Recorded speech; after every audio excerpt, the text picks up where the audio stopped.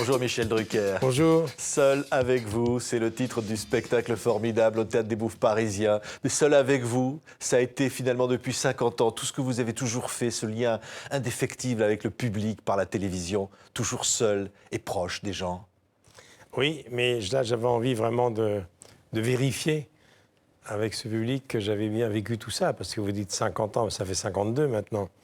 J'ai trouvé ça tellement surréaliste quand on m'a dit il y a 2 ans qu'on fêtait les 50 ans de l'ORTF, qu'il y avait un sondage, que j'étais l'animateur emblématique de l'histoire de la télévision avec Jacques Martin, Guy Lux et Léon Zitron. Je me suis dit d'abord, je suis le seul vivant. Et puis on n'a pas arrêté de m'appeler. Alors, le salon des seniors, le senior préféré des seniors, avec Jean d'Ormesson, avec Charles Aznavour. Je dis, mais qu'est-ce que c'est? De quoi on me parle? Donc j'étais sidéré, je n'avais pas vu le temps passer.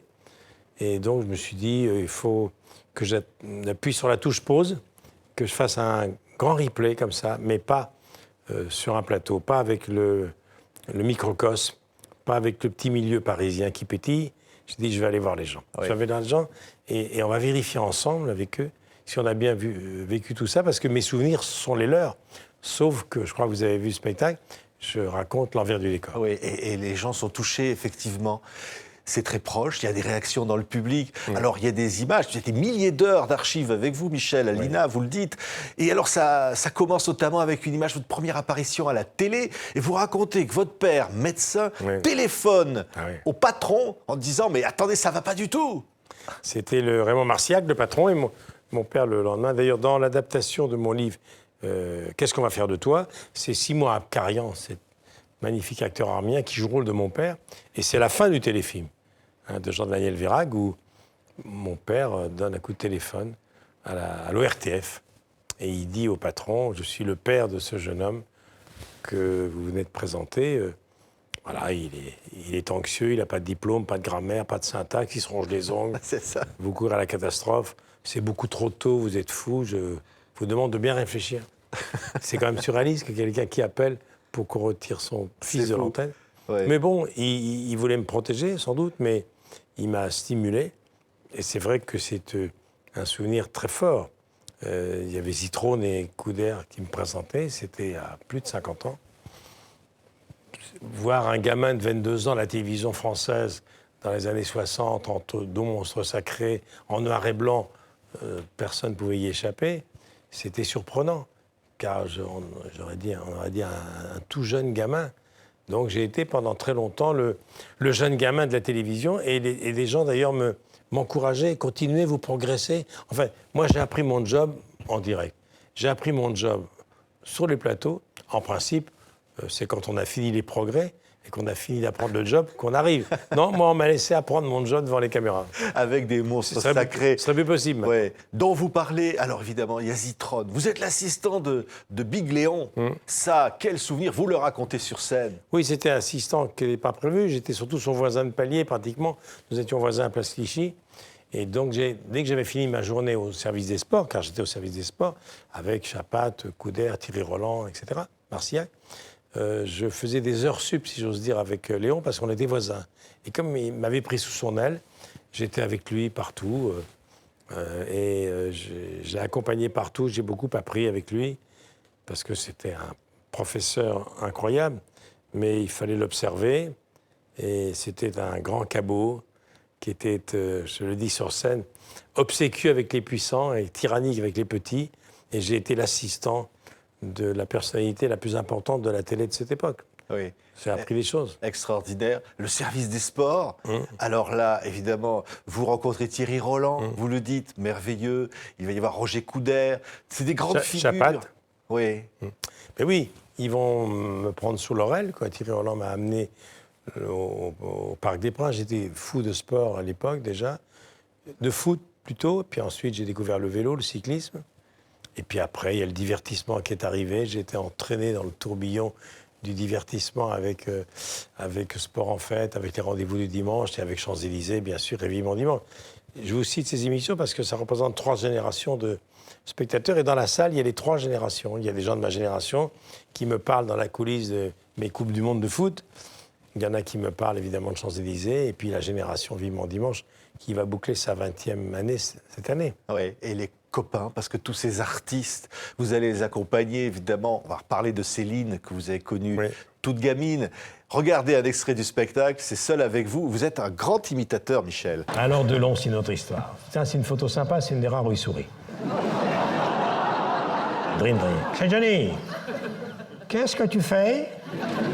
Dis, je dors. Mais tu dors tout le temps. Pour imiter Giscard, il faut prendre un petit peu de maïzena et vous en gardez un peu. Oh, Michel, elle est molle. Vous allez avouer, elle est molle. Et vous allez la décoincer parce qu'elle est coincée. Bernadette, elle est méticuleuse, elle est sérieuse, besogneuse, mais elle est lente. Je ne veux pas défoncer Mitterrand parce que j'ai vécu un moment assez incroyable avec lui. Il a voulu me remettre la Légion d'honneur. Et je lui présente ma mère. Je dis, Monsieur le Président, je présente Lola. Ah, c'est vous, Lola Scheffler, dont je viens de parler dans mon discours. Alors, vous êtes fier, hein? Pas mal. Et il lui dit, Monsieur le Président, ça me touche beaucoup, évidemment, ce que vous dites, et j'espère que la décoration que vous venez lui accrocher à la boutonnière va l'encourager à progresser.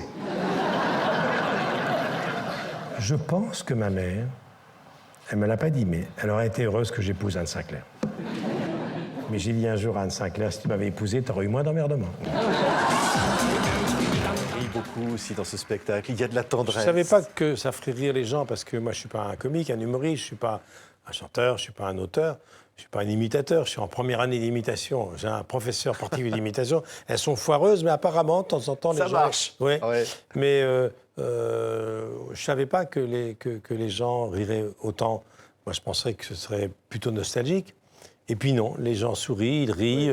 Et en même temps, c'est vrai. Vous dites, votre maman voulait que vous épousiez Anne Sinclair. Elle adorait 7 sur 7. Et elle était même d'accord pour que votre frère Jean aussi l'épouse. Aurait été Elle aurait aimé que les deux. Ça aurait été le nouveau Jules et Jim de Truffaut. Non, ma mère aimait beaucoup Anne Sinclair. Ma mère, comme Bible, c'était Le Monde, L'Observateur, Télérama. Et moi, j'étais sur la couverture de Télé 7 jours, Télépoche.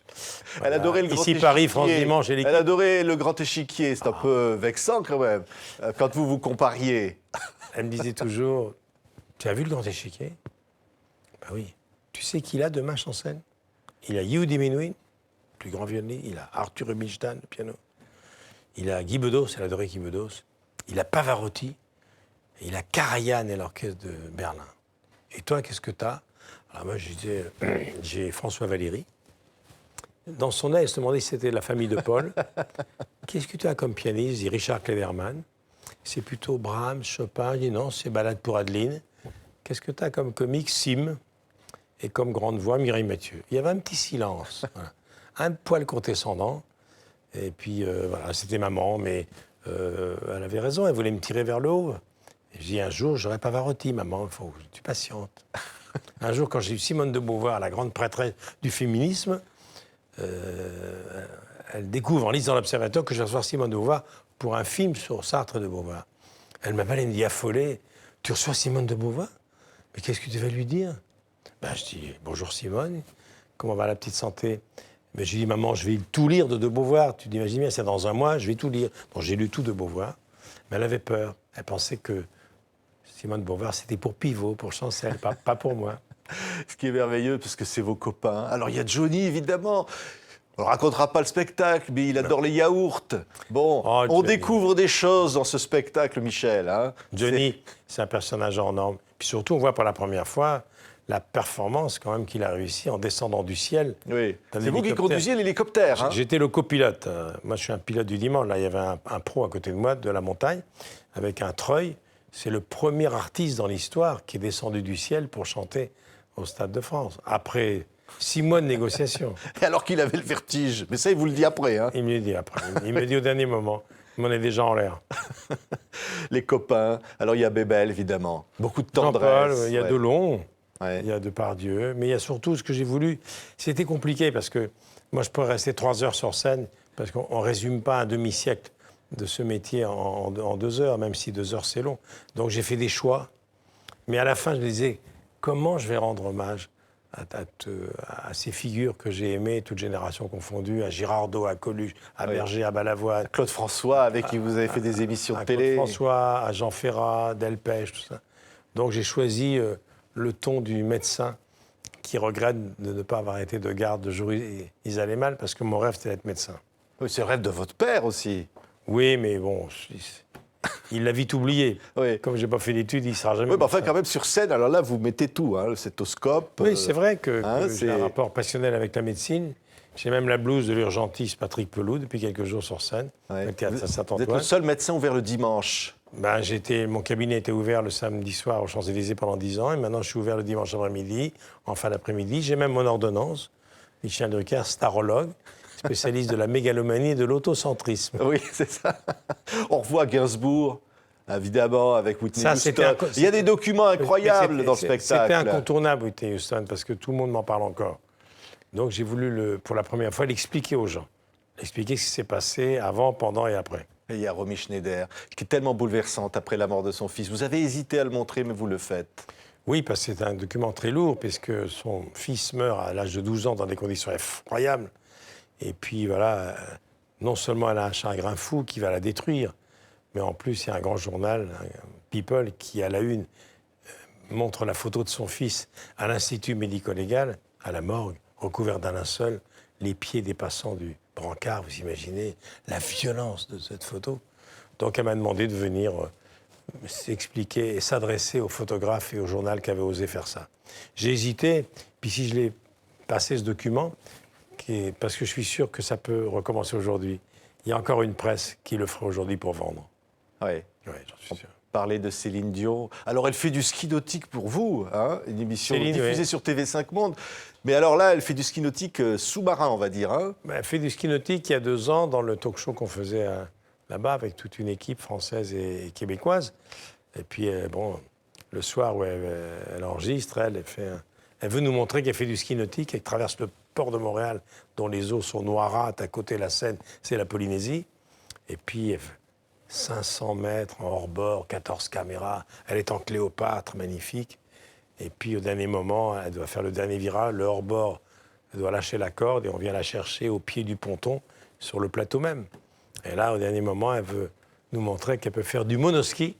Donc, elle enlève un ski et après, c'est la gamelle. Ouais, il y a un clin d'œil parce que vous aimez rire, Michel. À Gérard, vous dites c'est celui qui me fait le plus rigoler. Ben non, Laurent, c'est Il y avait eu Thierry c'est mon Luron prof. aussi, bien sûr. C'est mon prof d'imitation. Alors, mes imitations, elles sont foireuses parce que je suis en première année et j'imite les imitateurs. Ah oui. Donc, il y a une grande déperdition par rapport à l'original, mais je m'accroche. Et j'ai beaucoup observé Laurent, puis il m'a donné quelques conseils. Vous imitez bien Giscard, par exemple. Ça, c'est quand même pas évident. Hein. Mais moi, j'aime bien. Mais je ne le fais pas souvent, mais je ne savais pas que ça ferait rire. Moi, j'ai dit, bon, je vais faire ça 10 secondes. Et puis, comme ça fait rire, ben, je le fais, j'appuie un peu plus. Mais Jacques Chirac, j'ai bien observé, parce que j'ai travaillé beaucoup avec Bernadette sur des émissions, et il arrivait et il me donnait des conseils pour Bernadette.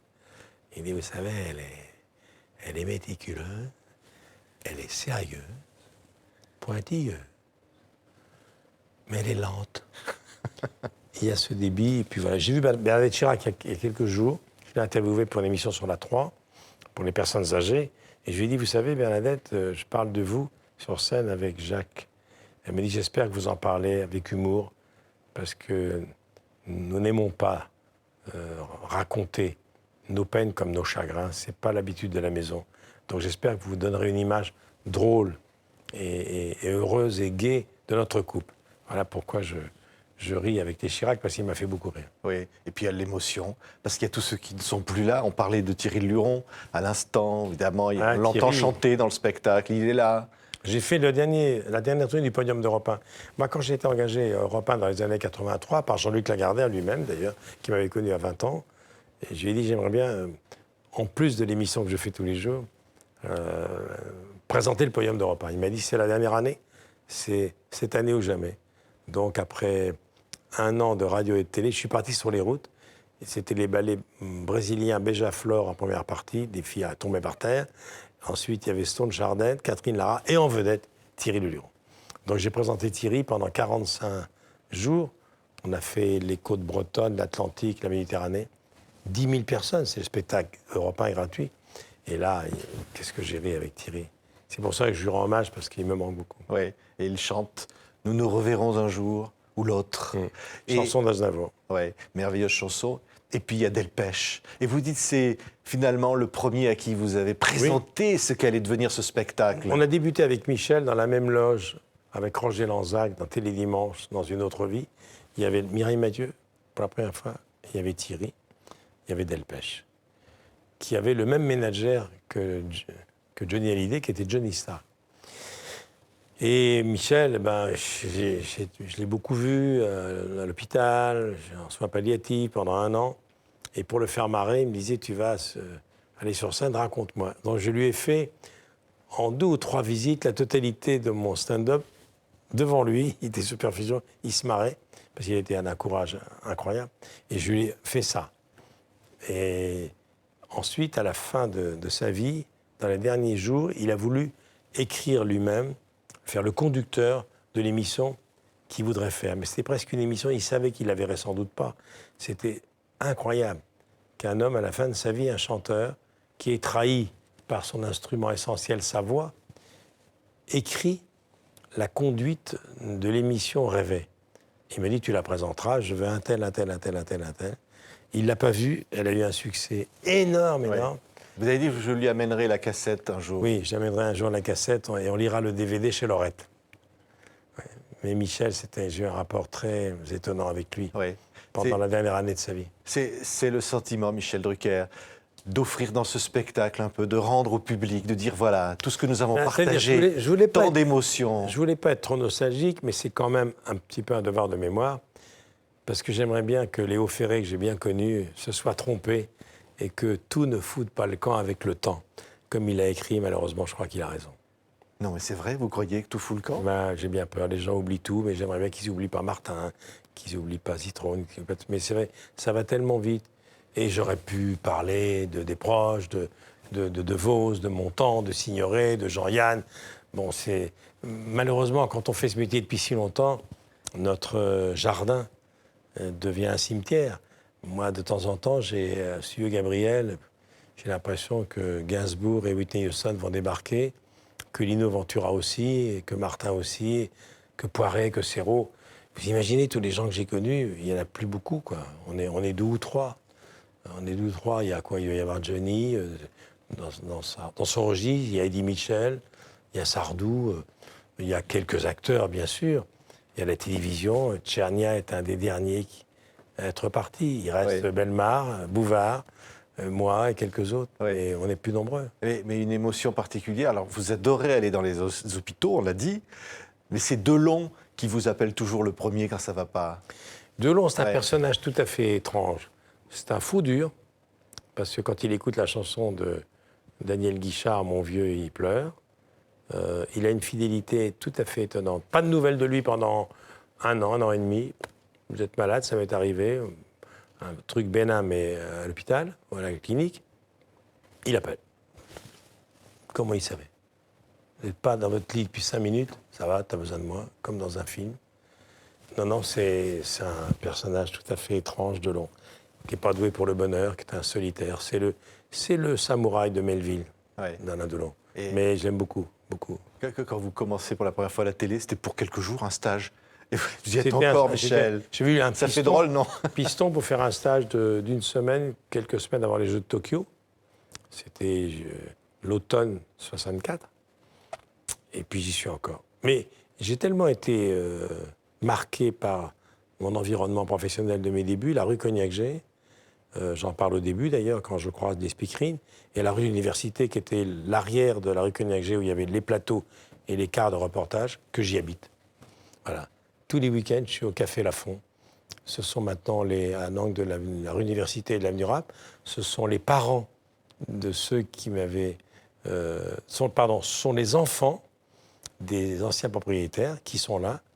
Et j'ai l'impression, quand je suis là le dimanche matin, le samedi matin, que Coudert va arriver, que Desgroupes, Igor Barrère, Lazareff, Dumayet, les gens de Saint-Colonne-à-la-Une. De temps en temps, je ferme les yeux, je dis, je vais les ouvrir et je vais voir Thierry Roland qui est en face de moi. C'est très troublant. J'ai du mal à quitter ce quartier. Très étrange. Hein. Oui. C'est le quartier finalement de l'enfance. C'est le quartier de la vie. C'est le quartier où tout s'est joué dans ma vie, dans un périmètre d'1 kilomètre. Et c'est pour ça qu'après, je me suis dit, si je fais de la radio, j'irai à RTL, ou peut-être à Europe 1. Je traverserai le pont, j'irai rue Bayard, rue François 1er. Et je me suis dit, il faut que je reste là. Parce que si je veux faire ma carrière, il ne faut pas que je sois dans les embouteillages trop longtemps. Donc voilà, j'ai habité là, très vite. Et je suis toujours là. Ouais. Ensuite, TF1 est parti à Boulogne. Il reste Cognac G avec des chaînes de la TNT, des chaînes du câble, la chaîne Histoire, etc. Et l'arrière, avec Pierre Tchernia qui vient de disparaître, on nous a appelés il y a une quinzaine d'années pour savoir si on voulait, pour la dernière fois, visiter tous les deux Cognac G avant que les bulldozers n'arrivent le surlendemain. Donc, rue de l'Université, côté des plateaux, on est allés tous les deux avec Pierre. On a regardé, on est monté sur le toit, on a regardé les coupoles satellites où j'avais couché, moi, l'été des Jeux Olympiques de Tokyo, pour pas qu'on me vire. J'avais un sac de couchage. Et j'avais à côté de moi quelqu'un qui se demanderait ce qu'il deviendrait. Il était monteur. Moi, je lui disais la nuit, quand on était là-haut, qu'on recevait les images avec le décalage horaire de Tokyo, et je lui disais, est-ce que tu crois que je serais Albert Resner, qui était le présentateur d'Achetant des Têtes de Bois, et lui il me disait, est-ce que tu crois que je serais Philippe Aki, qui voudrait être éditeur? Et ce garçon, il a fait parler de lui, puisque c'est l'éditeur Michel Lafon. Donc on a débuté tous les deux là, et on a visité avec Pierre Tchernia. 3 jours après, les bulldozers sont arrivés, et on nous a dit, lorsqu'on inaugurera, c'était un complexe d'appartements assez luxueux, lorsqu'on va inaugurer ce nouveau complexe, ces nouveaux appartements, on aimerait bien que vous soyez là. Et 3 ans après, on est venu avec Pierre, et il y a une plaque à l'intérieur. Et quand on avait quitté Cognac G avant la démolition, lui est parti avec la pancarte du Studio 4 du journal télévisé, qu'il avait inventé avec Salbert, avec Decaune, avec Sabag. C'est quand même Pierre Tchernia. Et c'est cette poignée de pionniers qu'ont créé le JT en 1953. Moi, je l'ai connu 10 ans après. Et puis moi, je suis parti avec le plateau, la pancarte du plateau de Sport Dimanche. Et dans les étages, j'avais retrouvé un tiroir métallique, c'était marqué Michel Drucker. Donc, vous voyez, je suis un vrai nostalgie de cette époque. Sans vouloir être un ancien combattant, c'était mieux avant, pas du tout. Mais voilà. L'autre jour, il n'y a pas tellement longtemps, je suis allé au cimetière de Levallois-Perret, j'avais envie d'aller sur la tombe de Léon. Et puis, voilà, et puis il m'arrive même d'aller au but de Chaumont, ça m'est arrivé une fois, de déjeuner, de prendre un café dans le petit café face au but de Chaumont, qui est maintenant un immeuble. Tout est né là, les buts de Chaumont, l'école des buts de Chaumont, tous les grands réalisateurs, Barma, Jean Prat, Santelli, qui ont inventé la télévision. Tout était en direct. Les buts de Chaumont, c'est là où, au cours de cette funeste soirée de mars 78, j'attendais Claude François. Et on l'appelle, il dit « Je prends mon bain ». Il dit « Bien entendu, tu as 1 heure de retard, comme toujours ». 1 heure après, on me dit que Claude François est mort. Je dis « Encore une rumeur ». On annonce souvent la mort des stars chez nous. Je dis « C'est quoi cette histoire ?» Et avec la moto d'un confrère de RMC, 1 heure après, je vais boulevard Exelmans, j'enjambe une trentaine de fans en larmes, hurlant de douleur. Je dis, c'est quoi cette histoire? Et je monte. Kathleen, sa compagne américaine, m'ouvre. Les pompiers étaient là. Je dis, mais c'est quoi cette plaisanterie? Je vais dans la chambre. Je suis assis à côté de Claude. Il est mort 1 heure avant. Je dis, il va se réveiller, c'est pas possible. Une mort tellement stupide. Donc tout ça, c'est... Quand je parle boulevard Exelmans, je regarde devant la maison l'ex-maison de disques Flèche. Et j'ai des images de Claude que je vais voir de temps en temps. Quand je vais au but de Chaumont, j'ai des images de tous ceux qui ont inventé la télévision, de tous les pionniers, quoi. Les acteurs qui passent. Je revois les gens des Rois Maudits, je vois Jean Piat, je vois tous les grands acteurs qui faisaient du direct à l'époque. Donc, et c'est pour ça que j'habite rue de l'Université. J'ai voulu rester... par reconnaissance, peut-être, parce que ce quartier a été très, très important dans ma vie, donc j'y habite toujours. Je passe devant rue Cognac, j'ai le 15, avec mon chien presque tous les matins. Sinon, je passe derrière. Mais il n'y a plus les cars. J'ai dit, les cars de reportage vont sortir. Les gens de 5 colonnes vont arriver. Et voilà, je suis très, très attaché. C'est pour ça que j'ai fait, en réalité, ce seul en scène. C'est un devoir de mémoire. Mais il y en aura d'autres, car j'ai coupé 40 minutes. J'ai coupé tout Claude François, j'ai coupé Berlusconi, j'ai coupé les politiques à la télé, j'ai coupé ce que mon frère m'a raconté, j'ai coupé les travers des uns et des autres, parce que j'ai une très très bonne mémoire. Oui. Ça, c'est le reportage sportif. J'ai coupé mes souvenirs de Coupe du Monde, avec Platini en Argentine. Mais vous le dites au public, le bonheur. Je voulais savoir ce que ça faisait d'être sur scène avec vous. Eh bien, je sais maintenant ce que c'est. Mais en réalité, c'est ça. Moi, en Provence, où j'habite souvent, il y a, dans mon village, les Galières, Jean-Claude Brialy avait sa maison. Et on se voyait après Ramatuel, dont il était le directeur artistique, au mois d'août. C'est là où on se voyait le plus. À Paris, on se croisait, mais on se voyait beaucoup là. Et là, je faisais du vélo, comme je fais beaucoup de vélo en Provence. J'arrivais KO, en plein cagnard, à 14h pour remplir ma gourde. Et il y avait toujours une grande tablée chez Jean-Claude Brialy, où il y avait les régionaux de l'étape, ceux qui avaient des maisons dans le coin. Aznavour, Jean Reno, Roger Pierre, qui habitait à Galières. Et puis de temps en temps, il y avait Isabelle Adjani, qui venait passer 3 jours chez lui. Il y avait Dana Mouskouri, qui était sa grande copine. Et moi, j'arrivais et Jean-Claude disait « Ah, Michel, va prendre ta douche, raconte-nous ce qui t'a fait rire, ce qui t'a amusé dans la coulisse de la télé cette année. » Donc, je faisais le bilan de l'année. Et à ma grande surprise, il riait beaucoup, il s'est très intrigué. Et Charles me disait toujours, Aznavour, Michel, il faudra raconter ça, au moins dans un livre. Je l'ai fait dans les livres. Et Jean-Claude me disait, oui, mais un jour, il faudra que tu ailles sur scène. Ce qu'il avait fait, lui. Il a fait sa dernière tournée. C'était son seul en scène, ça s'appelait, j'ai oublié de vous dire, c'était la version scénique de son livre Le ruisseau des singes, qui était le ruisseau de son enfance en Algérie. Et il m'avait dit, promets-moi que si un jour, tu vas sur scène, que je sois là, même si je ne suis plus là. Promets-moi que ça sera dans mon théâtre. Promesse tenue. C'est pour ça que Jean-Claude Brialy, c'est la dernière photo qui apparaît maintenant sur scène, car je suis au Bouffe Parisien dans son théâtre. Donc la boucle est bouclée.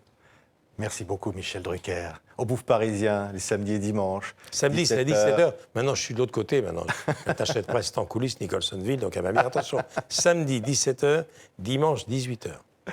Merci infiniment, Michel Drucker. Vous êtes en promo. Merci à vous, hein. Merci à TV5 Monde, à Yves Bigot, parce que vous n'imaginez pas, j'en parlerai un jour dans mon spectacle, j'en parle un peu quand je parle de Céline Dion, vous n'imaginez pas, grâce à TV5, qui était il y a 60 ans TVFQ Canal 99, les premiers câbleaux opérateurs qui recevaient en 64 mes émissions du dimanche. Vous n'imaginez pas, quand je me promène dans une grande partie du monde, comme les gens me parlent gentiment, sont tous des téléspectateurs de TV5, pas seulement que des francophones d'ailleurs qui me voient, et quand j'arrive à Phnom Penh ou quand je vais en Afrique du Nord, en Afrique, ou que je me promène dans la rue et qu'il y a des Israéliens qui me disent quand est-ce que vous venez nous voir, on vous attend à Jaffa, quand est-ce que vous venez nous voir. Alors, on était allé à Abidjan il n'y a pas tellement longtemps, l'année dernière, la Roumanie, les pays de l'Est, il y a tellement de gens. Je crois que les téléspectateurs français ne sauront jamais à quel point TV5 Monde inonde la planète. Et je vais vous faire une confidence, mais Yves Bigot le sait d'ailleurs. C'est que quand j'aurai terminé mon parcours là, ou que je commencerai à le terminer, j'aurai fait le tour, je commencerai une autre carrière sur le tard et j'irai voir tous les téléspectateurs de TV5 Monde.